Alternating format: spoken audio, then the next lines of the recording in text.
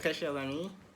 J'espère que vous vous portez bien. Moi, je vais très bien, alhamdulillah, par la grâce de Dieu. Et c'est vrai que ça fait un moment que vous n'avez pas eu de mes nouvelles. J'étais vraiment pris par les activités de la vie courante, comme vous pouvez le savoir. Mais quand même, ça fait toujours plaisir hein, de venir et de partager encore quelques petites connaissances avec vous.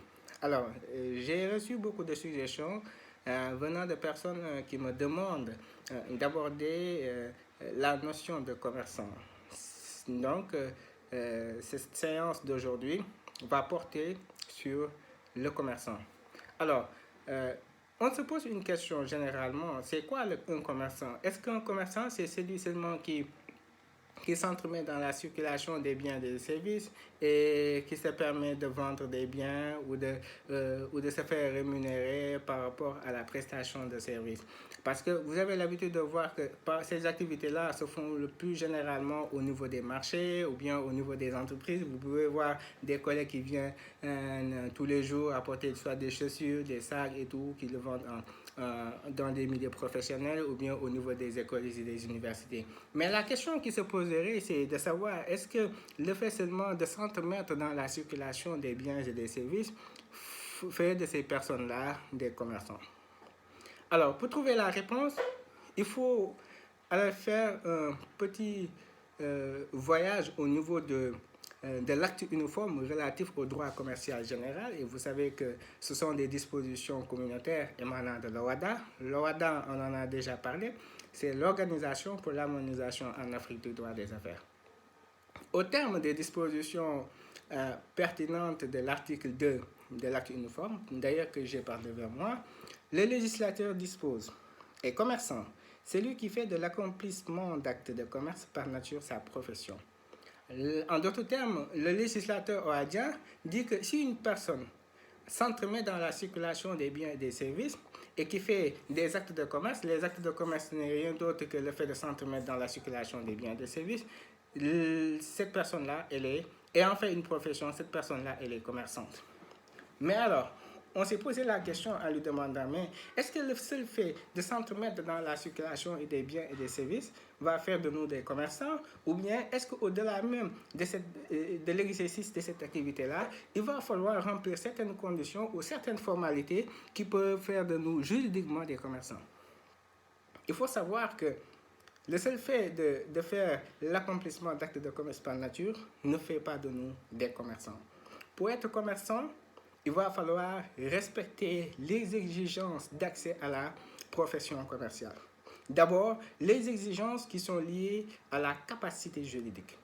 Alors, quand on parle de capacité juridique, la capacité juridique, c'est la faculté pour la personne de pouvoir juridiquement avoir cette légitimité, ce droit d'exercer une activité commerciale. Et au niveau de la capacité juridique par rapport à l'exercice de la profession commerciale, le législateur en a parlé au terme de l'article 6 de l'acte uniforme relatif au droit commercial général. Article 6 qui dispose « Nul ne peut accomplir des actes de commerce à titre de profession s'il n'est juridiquement capable d'exercer le commerce. » En d'autres termes, à travers les dispositions de cet article, le législateur oadien nous renseigne que s'il y a un mineur qui n'est pas encore émancipé, le mineur non encore émancipé, c'est un mineur qui n'a pas eu cette autorisation, la personne qui ne requiert pas la capacité, qui n'a pas la capacité juridique, ne peut pas s'entremettre dans la circulation des biens et des services. En d'autres termes, la personne qui n'est pas capable ne peut pas exercer l'activité commerciale, ne peut pas être un commerçant. Est-ce que la loi s'en est arrêtée là? Non, la loi est allée beaucoup plus loin en disant également que les majeurs qui sont sous tutelle, les majeurs qui sont sous curatelle ou bien les majeurs qui sont également sous sauvegarde de justice, ces personnes-là ne peuvent pas exercer l'activité commerciale. Pourquoi?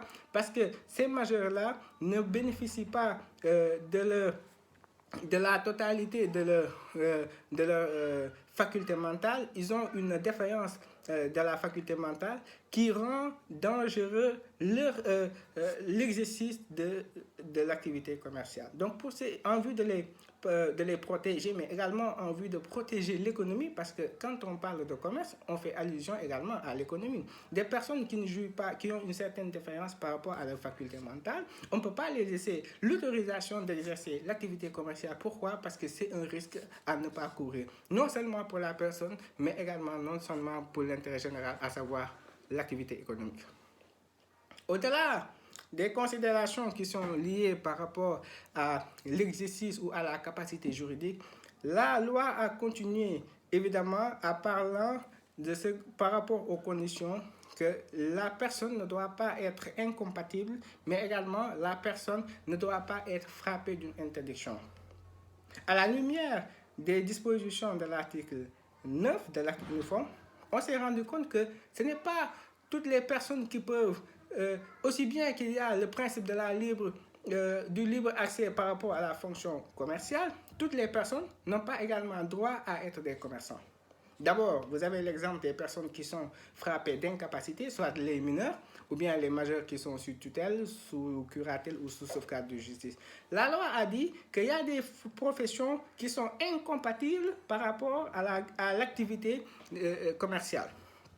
D'abord, l'article 9 dit que les fonctionnaires et personnels des collectivités publiques et des entreprises à participation publique, ces personnes-là sont incompatibles.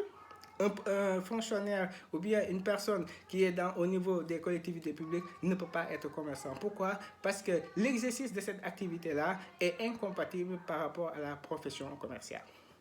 On continue. Les officiers ministériels et auxiliaires de justice, eux également, ils ne peuvent pas être des commerçants. Les experts comptables, et la liste est longue. Vous pouvez trouver les énumérations au niveau, la liste par rapport au niveau de l'article 9, excusez-moi.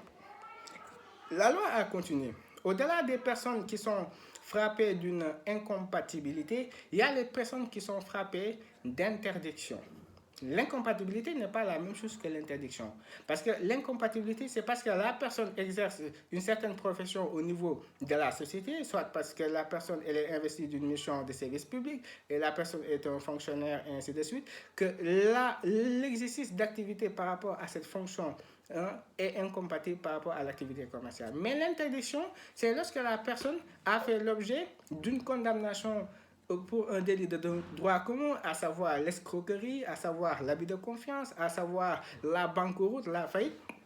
Ces gens de personnes-là, la loi dit, je vous interdis d'exercer l'activité commerciale. Pourquoi? Parce que vous n'inspirez pas confiance. Pourquoi? Parce que votre casier judiciaire a été entaché. Pourquoi? Parce que vous n'avez pas cette autorisation, parce que vous n'inspirez pas confiance et votre présence par rapport à l'activité commerciale est un risque, est un danger, est une menace par rapport évidemment à cette activité. C'est la raison pour laquelle la loi a dit, dès l'instant où vous voulez commencer à exercer une activité commerciale, je vais d'abord vérifier, est-ce que d'abord vous avez la capacité ou est-ce que d'abord vous n'êtes pas frappé d'une incompatibilité ou bien d'une interdiction, et à partir de ce moment-là, ce qui reste à faire, c'est de s'immatriculer.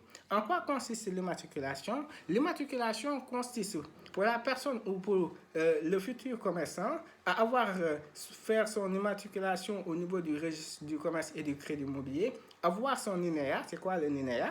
Le NINEA, c'est le numéro d'identification nationale des entreprises et des associations, et à partir de ce moment, la personne peut légalement commencer à exercer son activité commerciale. Très chers amis, ce fut un plaisir de le partager avec vous. Il y a également une autre suite qui viendra également par rapport à cette vidéo, à savoir les obligations du commerçant, comment tenir une comptabilité, quels sont les intermédiaires de l'activité commerciale, à savoir les intermédiaires, hein, c'est plutôt les courtiers, c'est plutôt l'agent commercial et c'est les autres personnes. On aura l'occasion également d'aborder ce sujet-là. Ce fut un plaisir. D'ici là, portez-vous bien et à très bientôt. Au revoir.